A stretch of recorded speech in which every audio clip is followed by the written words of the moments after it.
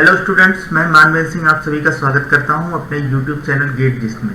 दोस्तों, इस पार्ट में हम आपसे डिस्कस करेंगे कि राउंड रॉबिन शेड्यूलिंग एल्गोरिथम के प्रॉब्लम आप किस तरीके से सॉल्व करते हैं और बेसिकली क्या रिक्वायरमेंट है राउंड रॉबिन शेड्यूलिंग एल्गोरिथम का। तो जैसे कि आप पहले ही पढ़ चुके हैं कि सबसे पहले हमने क्या देखा था, एफसीएफएस शेड्यूलिंग। एफसीएफएस शेड्यूलिंग का ड्रॉबैक क्या था कि जनरली आपके एवरेज वेटिंग टाइम अधिक होते थे, ठीक है, in comparison to other scheduling algorithm के। और उसमें कन्वे इफेक्ट आता था, ठीक है। मतलब क्या होता था कि अगर कोई लार्ज साइज का प्रोसेस पहले अराइव हो जाए रेडी क्यू में, तो उसकी वजह से बाकी जो छोटे छोटे प्रोसेस आ रहे थे उनको वेटिंग टाइम क्या हो जाता था, अधिक हो जाता था। तो हमने क्या किया, वेटिंग टाइम को मिनिमाइज करने के लिए, कम करने के लिए एसजेएफ शेड्यूलिंग एल्गोरिथम का यूज किया। लेकिन एसजेएफ शेड्यूलिंग में वेटिंग टाइम तो हमारी सही हो गई कि वेटिंग टाइम आपकी क्या हो गई, कम हो गई। एवरेज वेटिंग टाइम, सबसे लोवेस्ट एवरेज वेटिंग टाइम किस में होता था, एसजेएफ शेड्यूलिंग में। और दूसरा उसका एडवांटेज क्या था कि आपका थ्रूपुट बढ़ जाता था। थ्रूपुट इसलिए बढ़ जाता था क्योंकि अगर एवरेज वेटिंग टाइम आपका कम होगा तो उससे क्या होगा, सीपीयू आइडल कम रहेगा, मीन्स सीपीयू खाली कम टाइम पे रहेगा। और सीपीयू खाली कम टाइम पे रहेगा तो इसका मतलब ऑटोमेटिक सी बात है कि थ्रूपुट आपका बढ़ जाएगा, ठीक है। लेकिन एसजेएफ का ड्रॉबैक क्या था कि एसजेएफ में आपका स्टारवेशन होता था। स्टारवेशन क्यों होता था, क्योंकि अगर कोई बड़े साइज का प्रोसेस सिस्टम में आ जाएगा तो छोटे छोटे प्रोसेस को सीपीयू मिलते रहेंगे और बड़े साइज के प्रोसेस को क्या करना पड़ेगा, वेट करना रहेगा, ठीक है। तो स्टारवेशन की प्रॉब्लम अकर हो रही थी एसजेएफ में। बाकी चीजों में एसजेएफ आपका सही था कि वेटिंग टाइम कम होता था, सीपीयू आइडल कम होता था और आपका थ्रूपुट अधिक होता था। लेकिन मेन प्रॉब्लम क्या होती थी, स्टारवेशन, ठीक है। नेक्स्ट हमने क्या पढ़ा, प्रियॉरिटी शेड्यूलिंग।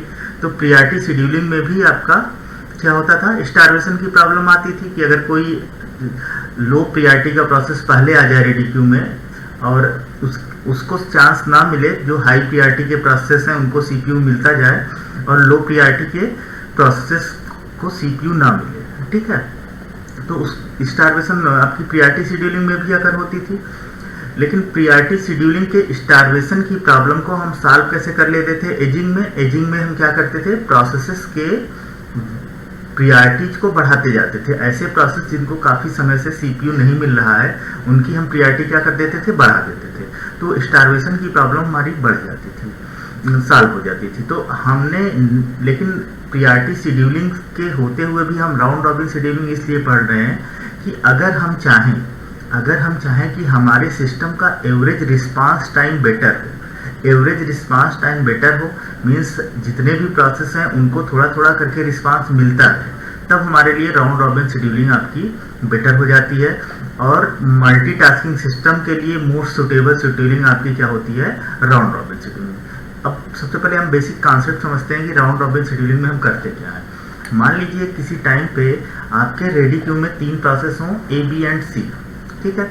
ये आपका मान लीजिए रेडी क्यू हो। एक चीज ध्यान रखिएगा कि आपका राउंड रॉबिन शेड्यूलिंग में जो रेडी क्यू होता है वो सर्कुलर क्यू की तरह वर्क करता है, ठीक है।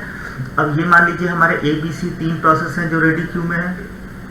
तो राउंड रॉबिन में एक फिक्स टाइम क्वांटम या आप बोल सकते हैं टाइम स्लाइस रहता है।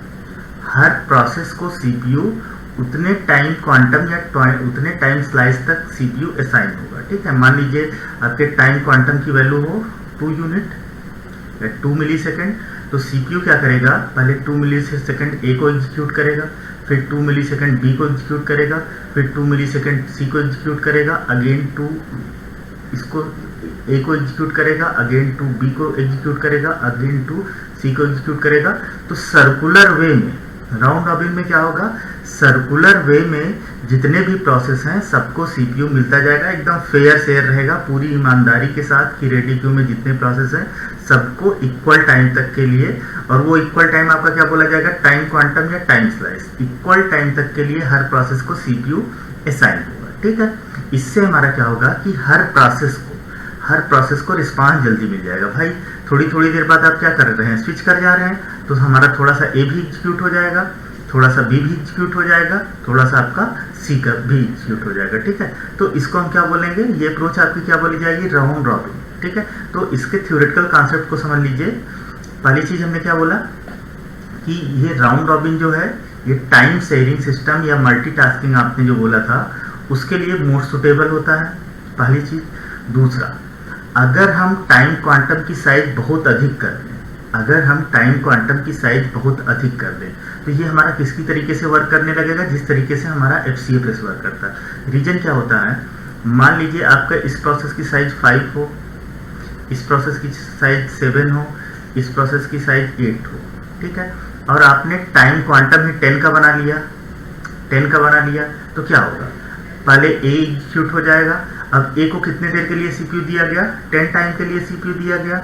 लेकिन एक चीज ध्यान रखिए, अगर कोई प्रोसेस कंप्लीट हो गया तो हम उसको CPU नहीं देंगे, जबरदस्ती आपका CPU क्या रहेगा, आइडल पड़ा रहेगा। तो इसका मतलब क्या होगा, 5 सेकंड आपका A एग्जीक्यूट हो जाएगा, फिर 7 सेकंड आपका B एग्जीक्यूट हो जाएगा, फिर 8 सेकंड आपका क्या हो जाएगा, C एग्जीक्यूट हो जाएगा।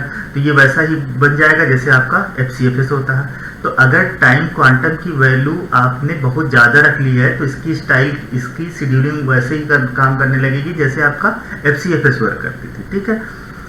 तो इसलिए हम इसका टाइम क्वांटम बहुत अधिक नहीं रखेंगे। लेकिन अगर आप सपोज कीजिए इसी सिनारियो में टू साइज का टाइम क्वांटम लेंगे तो आपका 2 सेकंड ये एग्जीक्यूट होगा तो इसका रिमेनिंग टाइम 3 बचेगा, फिर 2 सेकंड ये एग्जीक्यूट होगा, इसका रिमेनिंग टाइम 5 बचेगा, फिर 2 ये एग्जीक्यूट होगा, इसका रिमेनिंग कितना बचेगा, 6 बचेगा, ठीक है।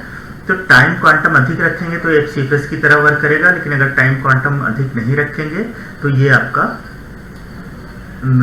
रिस्पांस टाइम क्या करेगा, इंक्रीज कर देगा, ठीक है। नेक्स्ट पॉइंट हमने क्या बोला है कि in this technique ready queue is treated as circular queue. तो ये बात हमने आपसे बताया कि इसमें जो रेडी क्यू होता है वो किस तरीके से होता है, सर्कुलर क्यू की तरीके से वर्क करता है। क्यों सर्कुलर क्यू की तरीके से वर्क कर रहा है, क्योंकि प्रोसेस जितने भी प्रोसेस हैं सब पे सर्कुलरली CPU का एलोकेशन हो रहा है, ठीक है। CPU scheduler goes around the ready queue allocating the CPU to each process for a time interval। जितना टाइम इंटरवल आप हर प्रोसेस को देंगे उसको आप क्या बोलेंगे, एक टाइम क्वांटम या एक टाइम स्लाइस, ठीक है। और नेक्स्ट पॉइंट जो आपको दिमाग में रखनी है वो क्या है कि राउंड रॉबिन हमेशा प्रिमिटिव ही होता है। जैसे हमने आपसे बताया था कि शेड्यूलिंग आपके प्रिमिटिव एंड नॉन प्रिमिटिव दोनों होते हैं, लेकिन राउंड रॉबिन आपका सिर्फ क्या होगा, प्रिमिटिव होगा। और लास्ट पॉइंट राउंड रॉबिन को जो आपको दिमाग में रखनी चाहिए कि मिनिमम, अगर आपसे पूछा जाए कि मिनिमम एवरेज रिस्पांस टाइम की शेड्यूलिंग का होता है तो आप बताएंगे राउंड रॉबिन, ठीक है। क्योंकि हर प्रोसेस को हर थोड़ी देर बाद क्या होगा, CPU मिल जाएगा, तो किसी प्रोसेस को बहुत अधिक टाइम तक वेट नहीं करना पड़ेगा, मीन्स स्टारवेशन टाइप की प्रॉब्लम इसमें नहीं आएगी। तो इस तरीके से आपका round robin scheduling algorithm work करता है। अब कुछ न्यूमेरिकल्स के थ्रू हम देखते हैं कि राउंड रॉबिन शेड्यूलिंग किस तरीके से वर्क करता है। Thank you.